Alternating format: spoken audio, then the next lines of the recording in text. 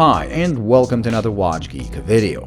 Today we're taking a closer look at the new Christopher Ward C60 Clipper GMT, a model celebrating the golden age of air travel when PanAm ruled the skies. PanAm was once the second most recognizable brand in the world, and given they were the first to introduce intercontinental passenger flights, a GMT is and was the best model to celebrate the brand. In fact, the original Rolex GMT Pepsi was made for pilots of PanAm so they could track multiple time zones. Christopher Ward based this model on the C60 GMT that I already reviewed, but unlike the regular C60 that comes in either smaller 40 or larger 44mm size, this one is new, sliding right in between with 42mm diameter, and you'll understand why in a minute. Personally, I would prefer if this was based on the 40mm model. In a way, it is. Again, you'll understand in a minute, but that is just my personal preference due to me having a small 6.5-inch wrist. But for most people, the 42mm will hit the sweet spot. It fits my wrist as well, but on the supplied bracelet, the total lug-to-lug grows from acceptable 50 to 54, which is simply too large for my taste and my small wrist.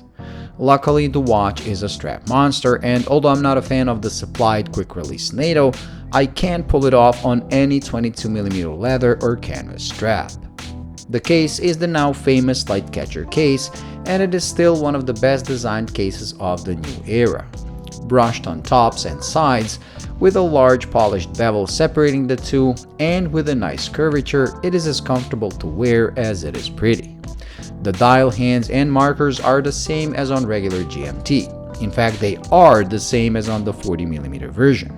What makes this a 42mm case is the fact they decided to add a bicolor chapter ring at the edge of the dial, which is missing on regular C60 GMTs, while making the bezel a single color, and going for a world time insert instead of the usual GMT one, probably to make this stand out and not look like the Rolex version. It makes for a more original look and makes it very different in appearance to the regular lineup. I like it, and I like the fact they went with a vintage-inspired aluminum insert.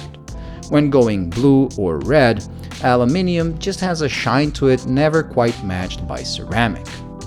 The bezel itself is bidirectional with 24 clicks that are a bit too soft and easy to turn for my taste, but this is a pre-production prototype, and given my experience with other Christopher Ward models, I'm sure the production versions will have the resistance spot on.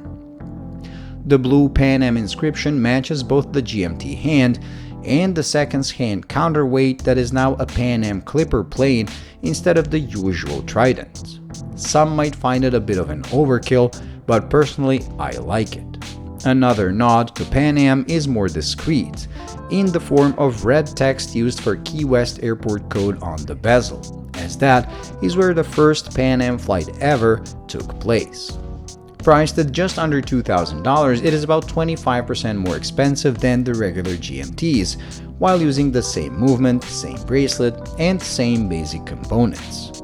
Whether the PanAm connection and the limited nature of this thing, as it is limited to 707 pieces, is worth it, is up to you. The fact it got sold out within a week of the release shows there were more than enough people who think it is worth it. Thank you for watching. I hope you enjoyed and found it useful. If you did, please like and subscribe, and until the next video, bye.